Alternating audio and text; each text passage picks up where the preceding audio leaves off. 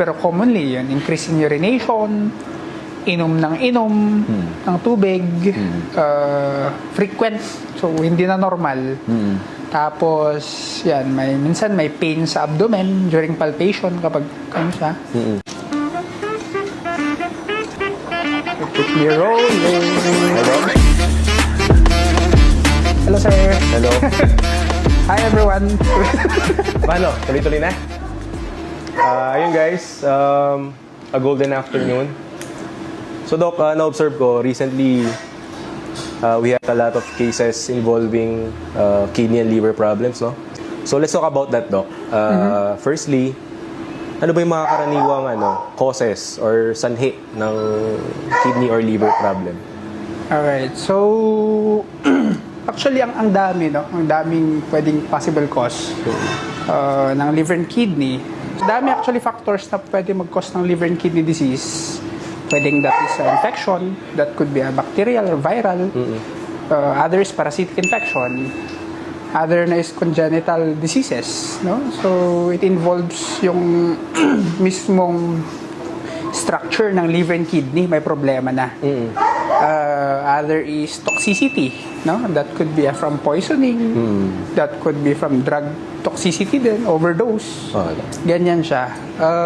Other is like yung mga patient natin, usually, cause ng blood parasitism, no? So, yung mga ehrlichiosis, anaplasma, Yes, Doc.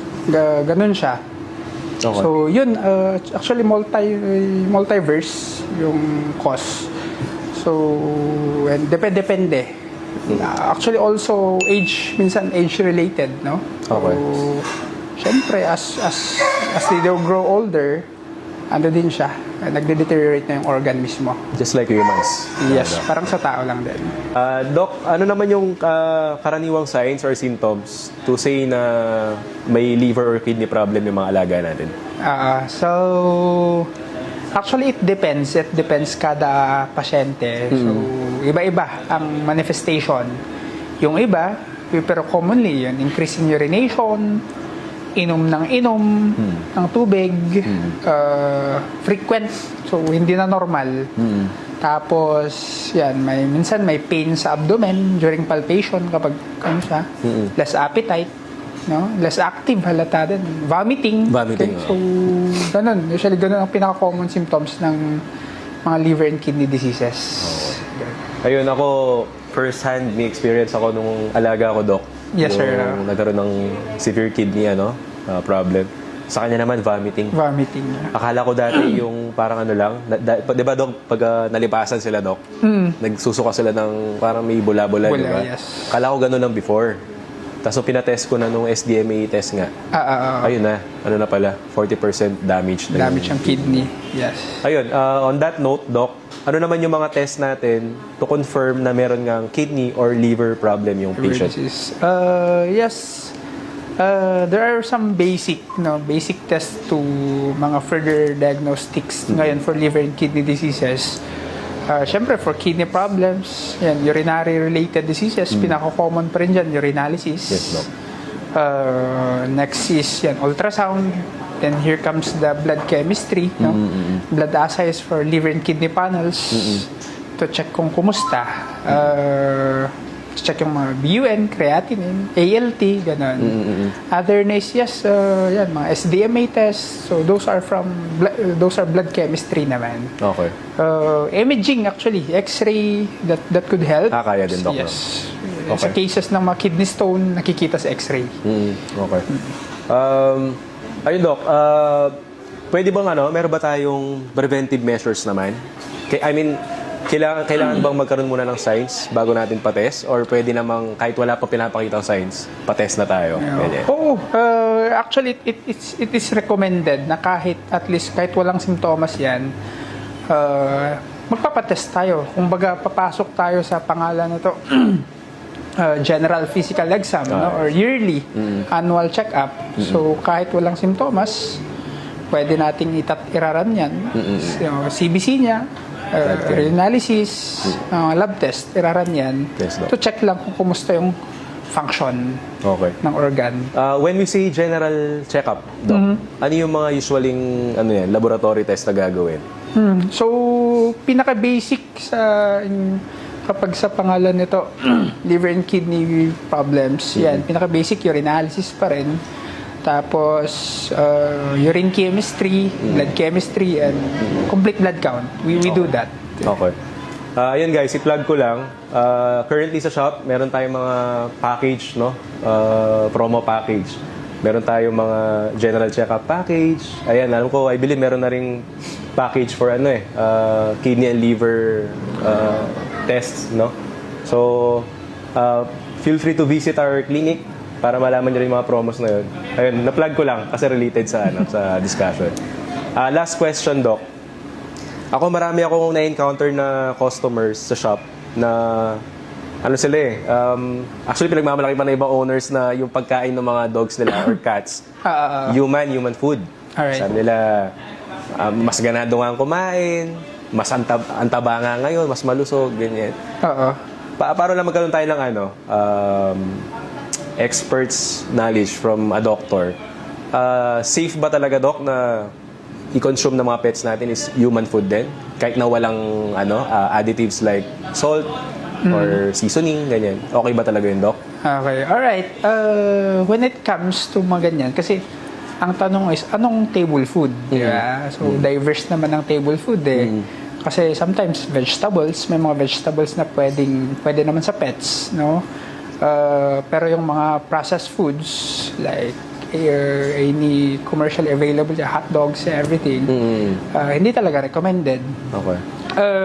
Sabihin natin sa case ng dog natin sa apparently healthy. So for me kasi always, ang number one rule ko is pagdating sa diet, yan, always consult your vet. Anong i-recommend niya sa specific na kailangan ng pet mo? For example, you're a golden retriever, Shih Tzu. No? So there are certain maintenance diet or adult diets na pwedeng i-recommend ng vet. It depends sa species, sa kailangan niya. Okay. In terms naman kung may mga problem, for example, diagnose ng kidney problem, no? So there are special diets na kailangan nang i-take kasi may monitor yan protein content, ganyan. Yes, Doc. So, at the end, hindi ko masyado nare-recommend yung always na human food, no? Yung pangalan nito, pinapakain sa dog. Yung iba kasi talagang plain rice, tapos chicken. That's not recommended. Imbalance. Okay. Yan, especially yung mga marerekadong pagkain, may mga toyo, no? Yes. Everything. Hindi siya recommended. Some owners and some vets naman, usually, pwedeng mag-add-ons, no? Sa regular diet, kunyari adult diet, so nag-add-ons lang sila ng 10% or 5% of the diet na pwede actually that a piece of carrots, vegetables na pwede. And also take note pala, not all vegetable, not all fruits are pwede sa Alaga. pets. So, always consult yung vet nyo kung food na yun is pwede siya sa pet nyo. Okay. Magandang yun, no? Magandang advice from Doc Sherwood. Siguro, safe to say, Doc, sabi ko siguro sa viewers, no, or clients natin na before anything, talagang dalin muna yung alaga nila sa vet. Better, yes. Diba?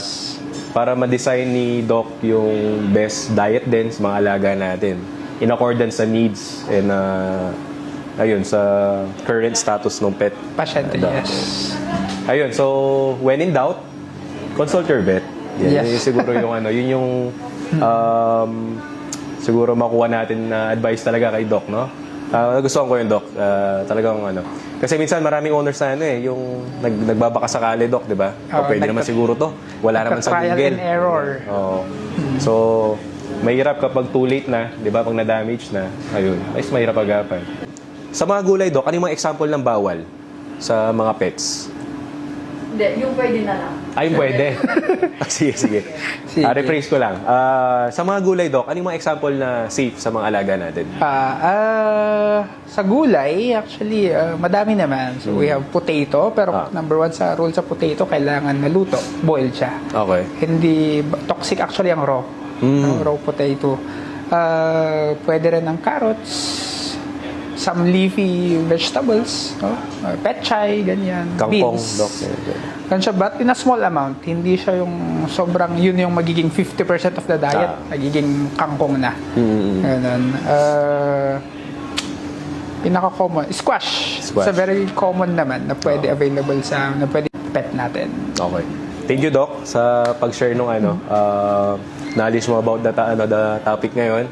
Greatly appreciated. And ayun guys, mangilalim mga na-mention ni Doc sa gulay. Again, kung meron kayong gusto ipakain na gulay or anything na hindi kayo sigurado, consult your vet first to be safe, di ba? Ayun lang naman. Doc, meron ka ba bang gusto sabihin sa mga viewers? Yes, siguro add-ons. Syempre, alam naman natin lahat, pag kidney and liver problem na usapan yan, usually nakakatakot talaga. But syempre, kapag na-quote early yan, okay, through series of tests, medications and something, at least higher chance na, ma-catch up and ma-manage agad kesa yung ma-catch natin na it's too late na. Totoo. Ayun. Ayun, Doc, I won't hold you any much longer. May customers ka pa sa labas na naghihintay, no? Ayun, thank you and always stay golden. Alright, thank you.